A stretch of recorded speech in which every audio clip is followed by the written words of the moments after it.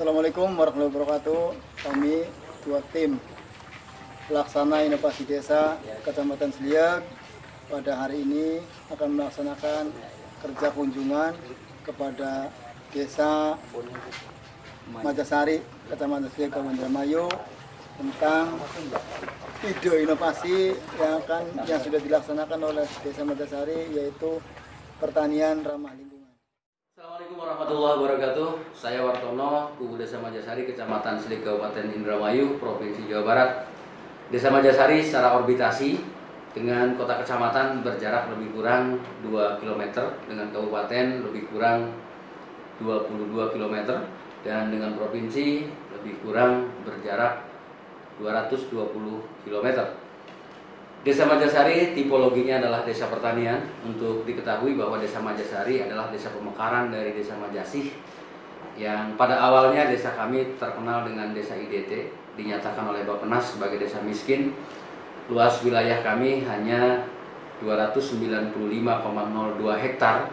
Tipologinya pertanian. Sebagian besar masyarakat kami bermata pencaharian sebagai buruh tani, mata pencaharian yang kedua sebagai petani, disusul yang berikutnya ini sebagai TKI.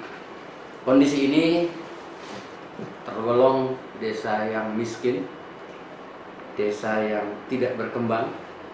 Oleh karenanya Majasari selalu berupaya untuk bisa sejajar dengan desa-desa lain. Pada prinsipnya kami pemerintah Desa Majasari selaku kepala desa di Majasari ingin selalu membuat inovasi terkait dengan pertanian ramah lingkungan yang insya Allah akan memberikan manfaat bagi kepentingan masyarakat secara lebih luas, baik itu di Desa Majasari maupun di desa lain.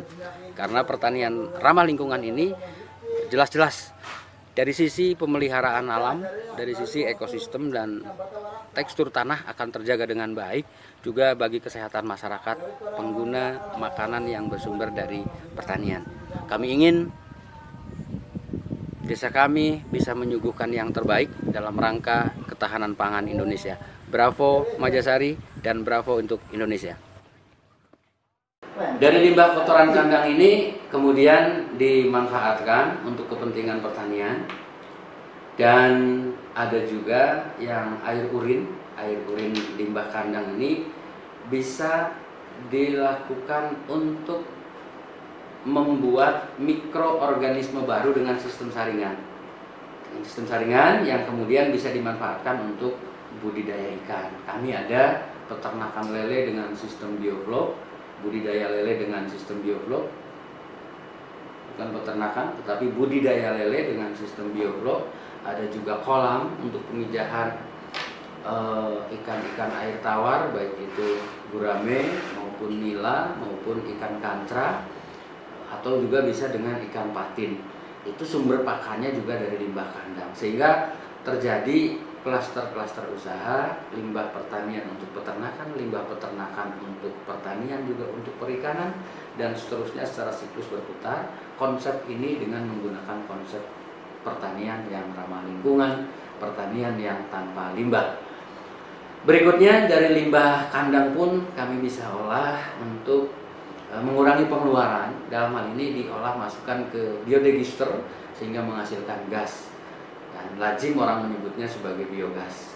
Hal ini kami upayakan dalam rangka bagaimana menambah penghasilan masyarakat Desa Majasari supaya bisa mendapatkan penghasilan yang lebih, meningkatkan kesejahteraan masyarakat, juga ada hubungan emosional, hubungan kerjasama antara satu dengan yang lain, petani dengan peternak, peternak dengan pembudidaya ikan juga dengan pertanian, sehingga terjadi harmonisasi baik itu dalam kehidupan sehari-hari yang dinakodai, dimotori melalui kegiatan usaha secara bersama-sama yang saling membutuhkan, yang saling menguntungkan dengan konsep simbiosis mutualisme.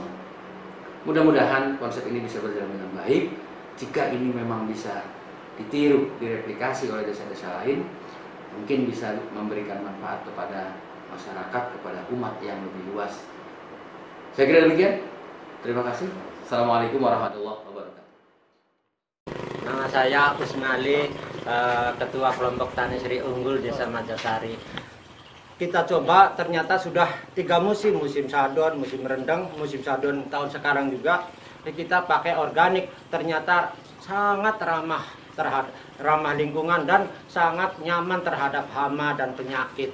Survei membuktikan itu. Saya tuh tanaman padinya tidak ada yang namanya penyakit tungro, penyakit cendawan, penyakit kresek, teklik kata orang sini sih. Nyaman, aman dari penyakit itu. Termasuk warengnya juga tidak ada populasi yang tinggi, sehingga produksi padi saya itu per hektar bisa memproduksi 7 ton kotor dengan modal biaya beli pupuk sama sarana obatnya itu, sarana obat bukan obat kimia tapi pestisida nabati, cuma membutuhkan per hektar itu 1.200.000.